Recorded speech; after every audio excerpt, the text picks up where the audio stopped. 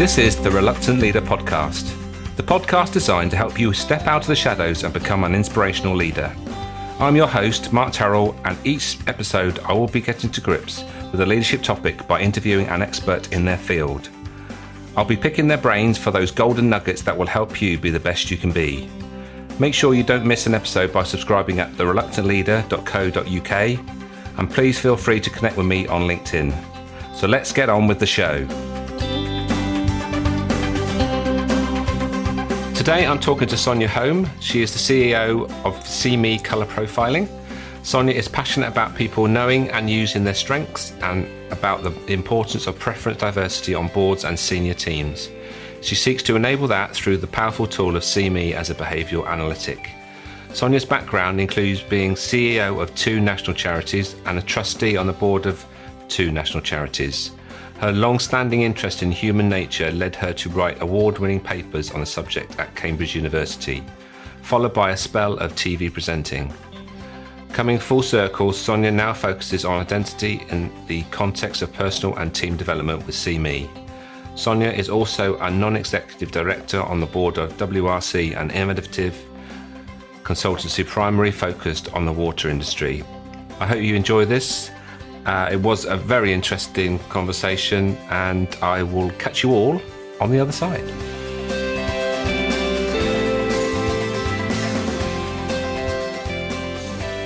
So welcome, Sonia, to the Reluctant Leader podcast.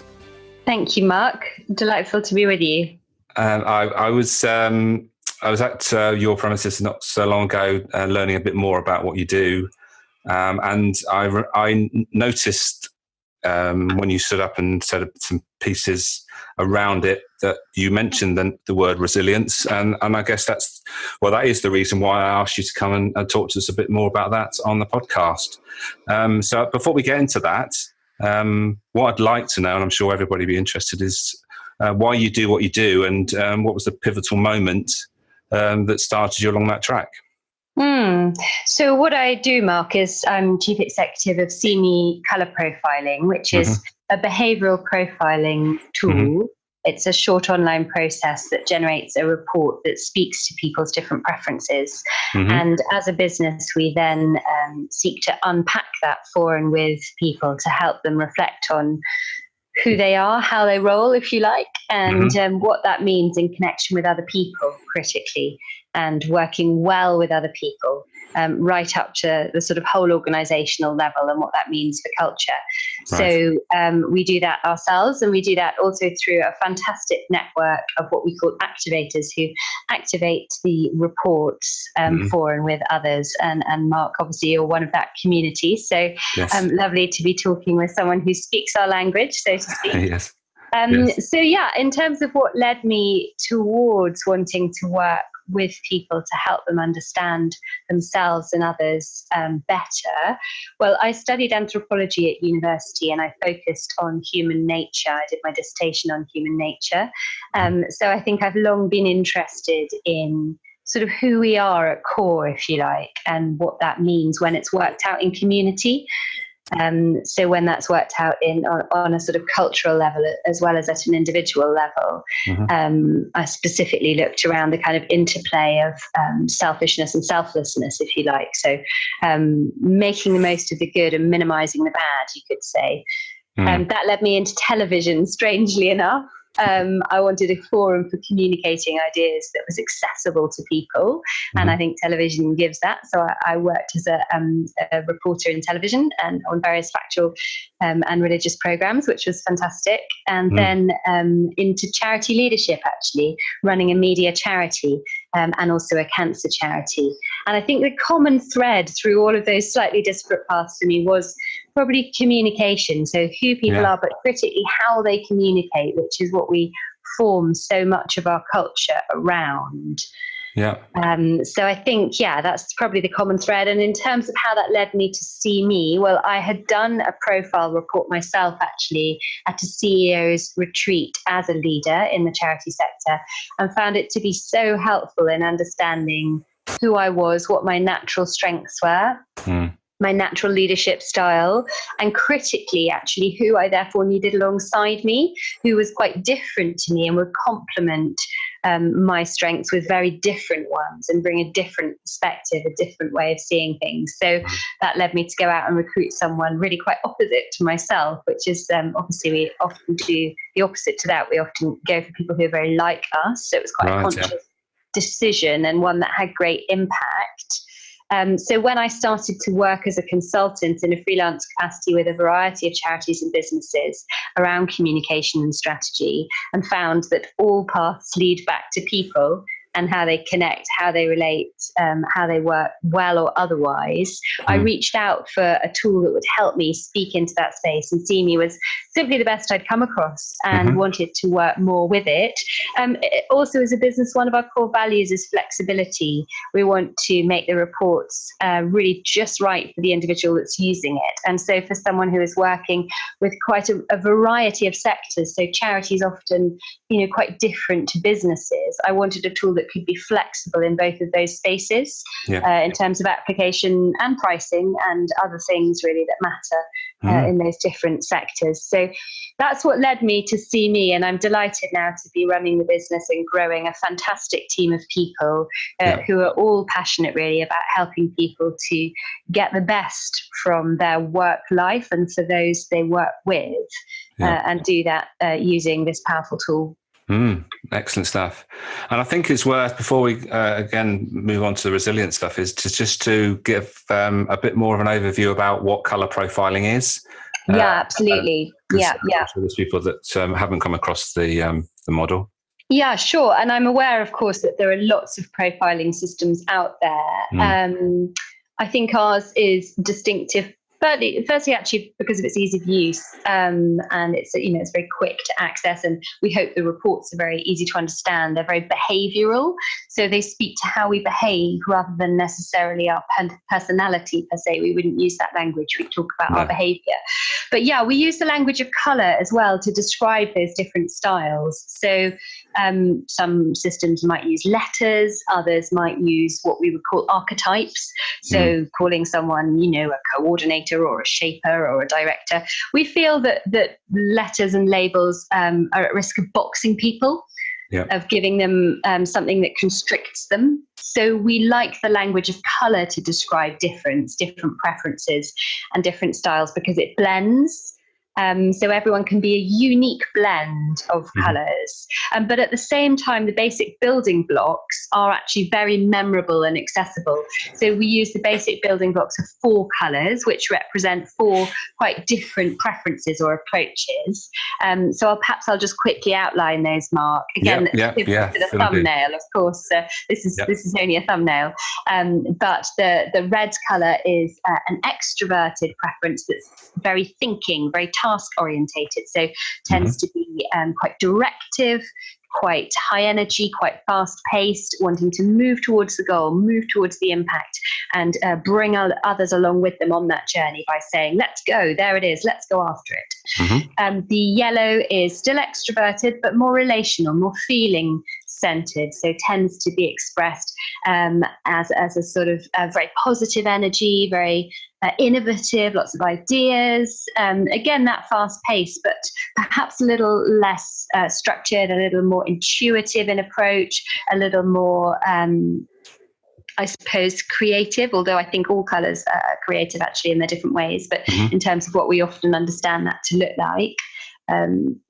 Usually enjoys social activity a lot. Green then is still relational but more reflective, so very empathetic, a slower pace now, a deeper desire to reflect, and a little bit more kind of practical, one could say, in approach. And then the blue is still that reflective energy, but again with the task focus and the structure around that. So concerned with detail, analysis, process. How do we do what we do? Why do we do what we do? Those sorts of questions. Yes. So that's a real thumbnail. Yes, and obviously, so we're talking about the 4 energies, and the important thing to note is that we are a blend of all 4.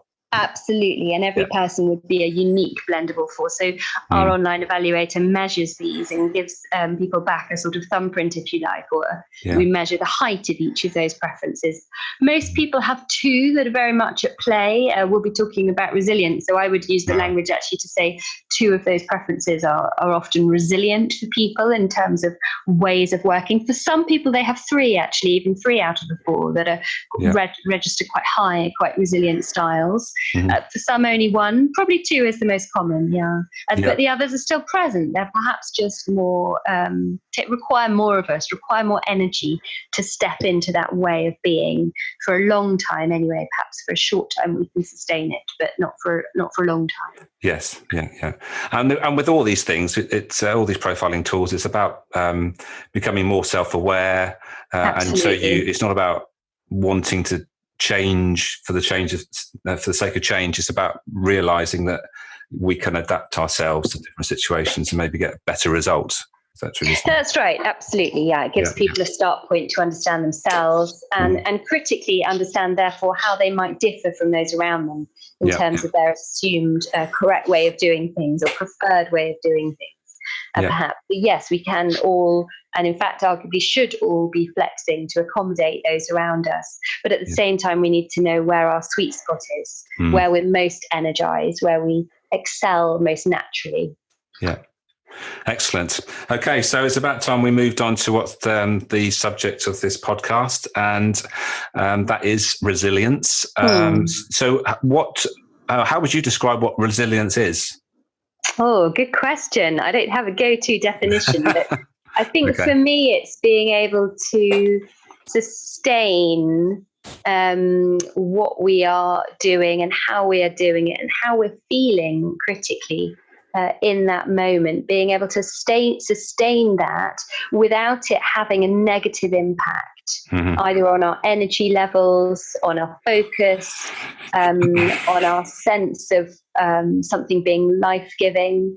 So it's about sort of being steady, I would say. I don't know if you've ever tried, Mark, sometimes in different sort of forms of exercise, you hold a pose, if you like. You might simply hold your arms out, let's say. And to begin with, they're stable, they're solid. And after a while, as it becomes harder and harder work, they begin to shake and tremor, and it becomes harder and harder to hold that position. So I think for me, resilience is being able to be steady, to sort of stay in what we're doing and how we're doing it without that tremor, if you like, coming into play in a way that's too disruptive, in a way that's going to put us off course, either emotionally or practically.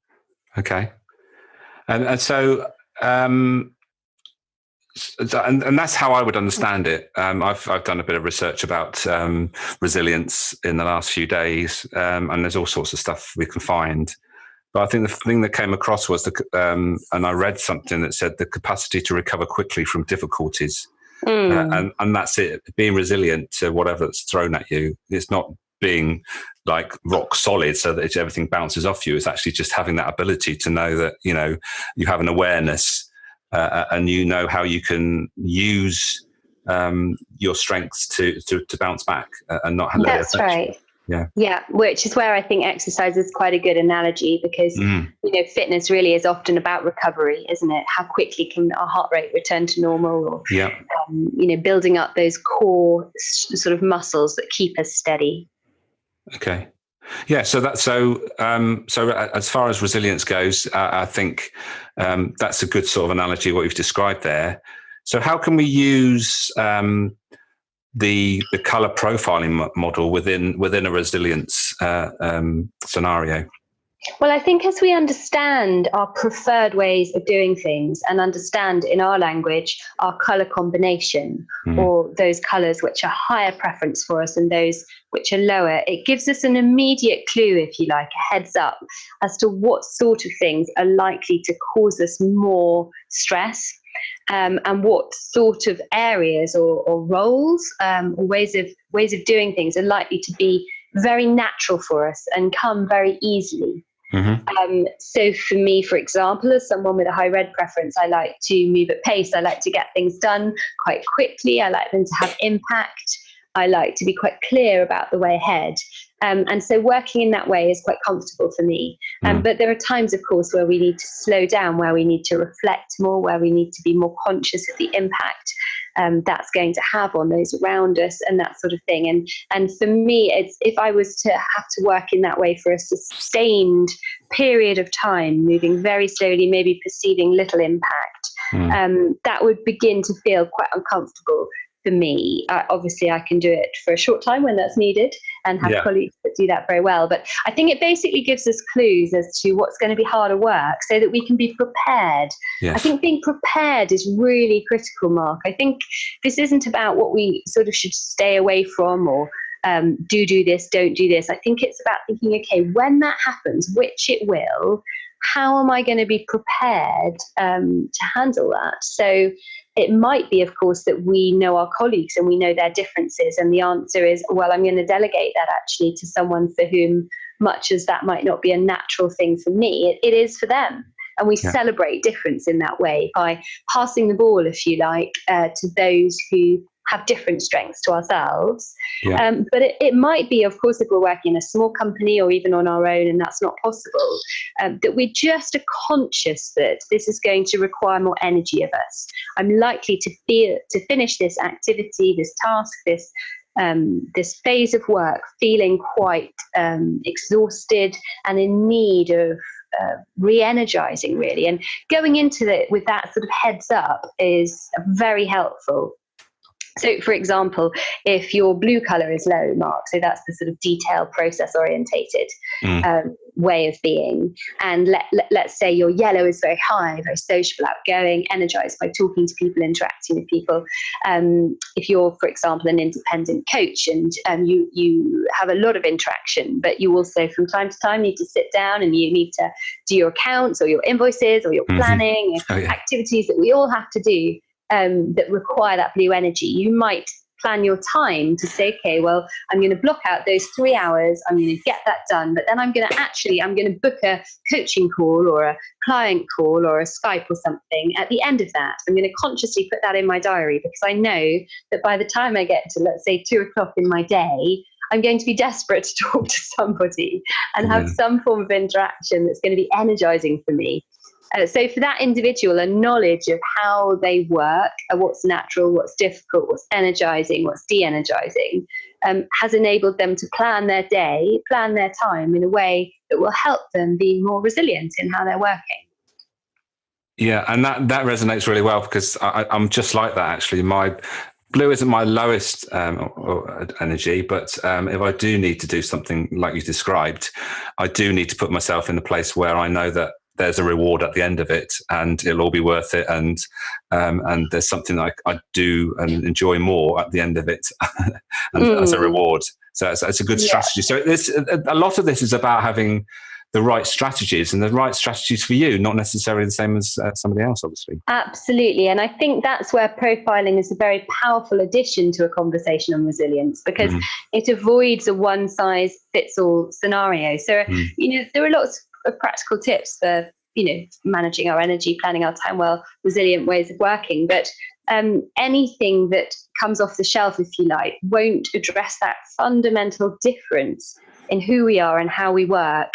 And so I think when those sorts of structures are placed alongside someone's profile, and you can say, okay, well, what does that mean for this individual? It really opens up the conversation in a helpful way. So planning one's time and working environment actually would be another very practical outworking of that. So, there are some people who love open plan working, love being with others. There are others who are very reflective. So the green and blue combinations on our profiles, for whom actually if they want to focus on something, it's just much better for them to seek out a space where they can just be alone, be quiet, really focus in for a time. So that's another one we run into quite a lot actually around resilience, about how physically how people work, as well as what it is they're doing, and of course who it is that they're doing it with. Yeah. And that's a good point, actually. What I was going to actually move on to was, so personally, it's good to know our own preferences, but even you could say even more importantly, it's knowing the preferences of those that you are leading, especially as we're talking about leadership here. Knowing what your team preferences, that's obviously a really useful thing to know, so that you make use of those energies, and also you don't stress people out by being doing things in a way that they don't particularly like on a regular basis. Yeah, absolutely. I think that's right in terms of leadership, that we need to be mindful in our style of who it is that we're leading and what it is that's going to cause them stress, actually, which might be quite different from our own preferences. Yeah, I've working with clients. I tend to listen to what they're saying when they have struggles with another member of their team. They say certain things, and I obviously got an idea of their color energies.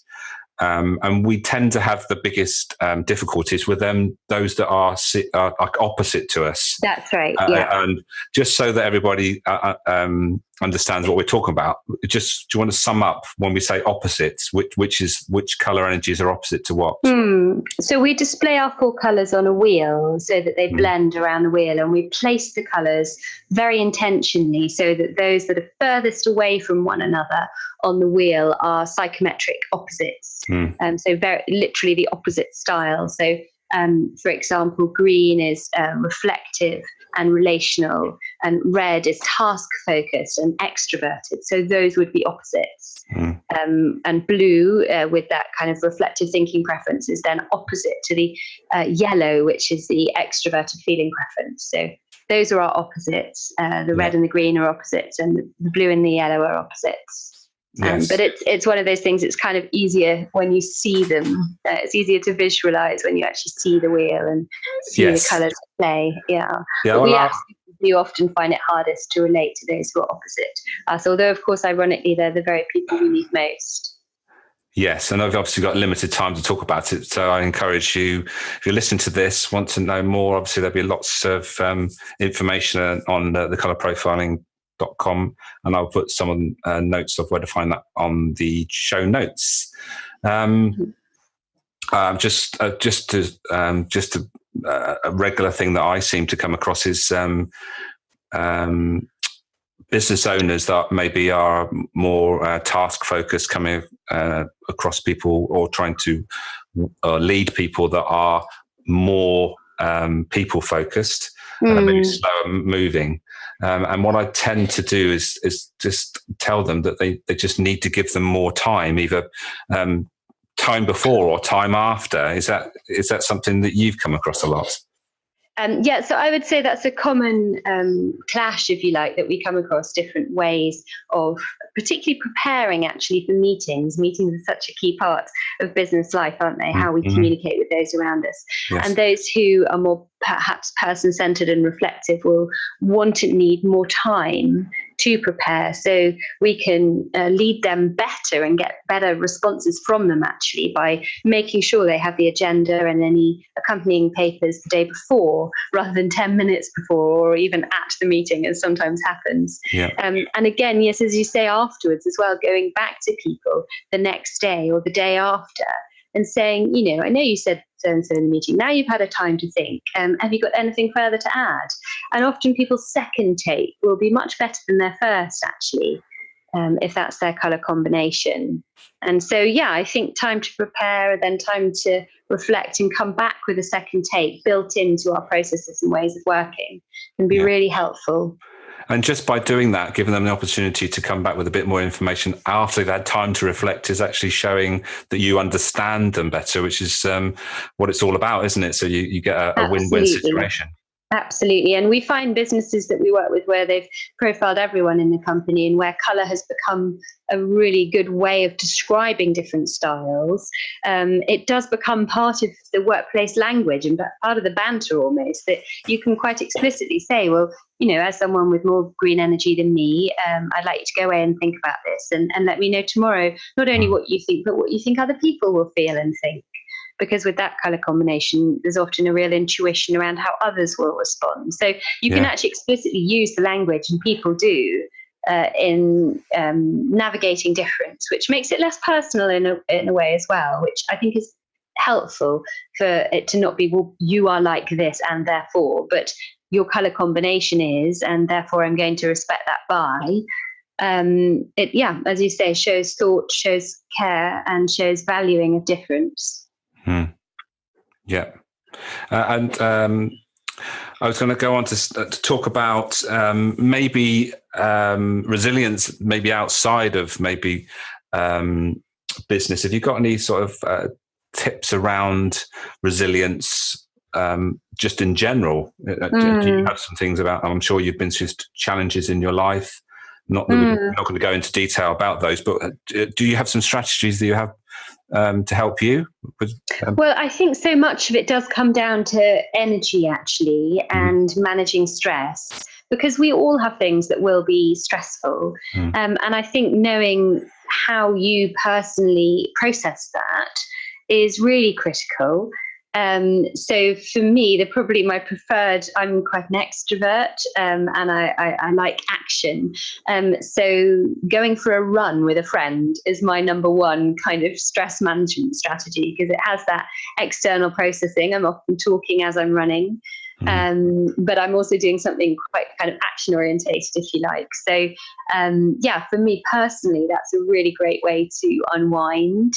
For others who are more reflective, I think it's really critical actually in their own time that they're making sure they have some time alone and some time in quiet. And that can be quite difficult if you're working with people all day. And then let's say you have a busy family life, perhaps at home. Now, where is your space? How can you find that? And I think never to feel that that's in any way a selfish thing, because actually we can only really be there for others if we are having that kind of time and quality re-energizing space for ourselves. So yeah, I think that looks like very different for people. For different people, I know some people make real use of their commute. They might, choose to sort of cycle home, or even just walk around the block one more time before they go in, just to sort of think, reflect on their day and process it. So finding space for some people, I think, a sort of outworking time to talk with others and maybe take action for others. Yeah. What we do with our spare time, I think, is really critical actually to our resilience, and having a space to put that in perspective. So, I mean, for me personally, prayer would be part of that. I think that's a fantastic way to put things in perspective and to feel that it's not just all about us. We're not, we don't have to sort everything ourselves. Yeah. And it's interesting how fitness comes up a lot when we talk about resilience. And when we talk about fitness, we're not just talking about physical fitness, we're talking about mental fitness, aren't we? Oh, absolutely. Yeah. And I think there's increasing awareness that they're so interlinked, and that's great. And I know lots of workplaces now make space for physical activity during the day and consciously do that. And I think that's to be encouraged.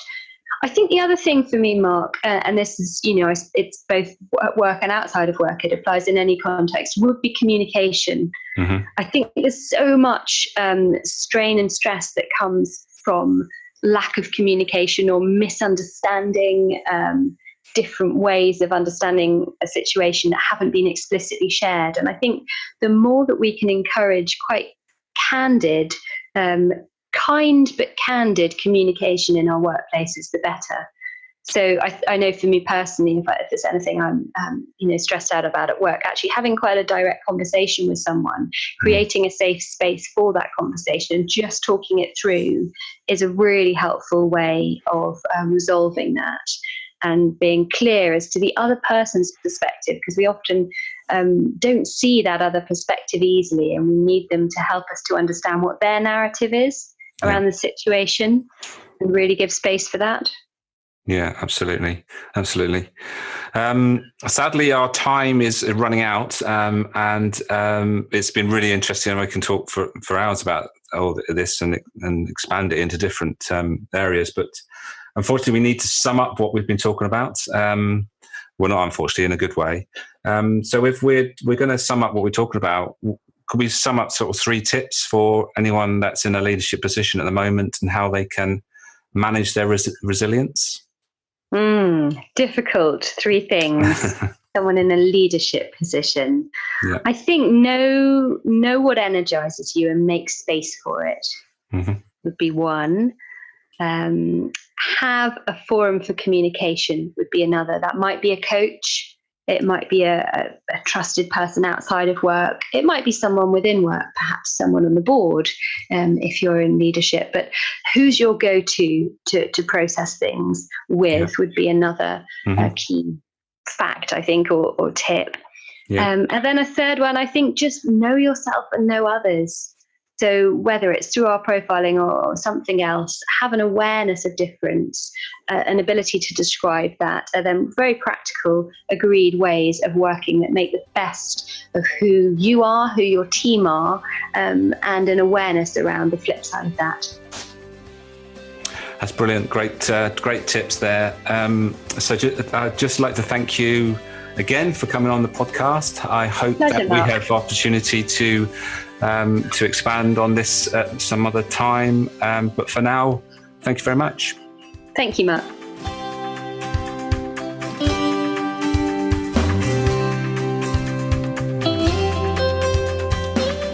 Thank you for listening today. As action leads to outcomes, make sure you make a note to start, stop, or continue doing whatever struck a chord in this episode. Don't forget to subscribe at thereluctantleader.co.uk, where you'll find links to all the past episodes, vlogs, blogs, and how you can get in touch with me. Until next time, bye for now.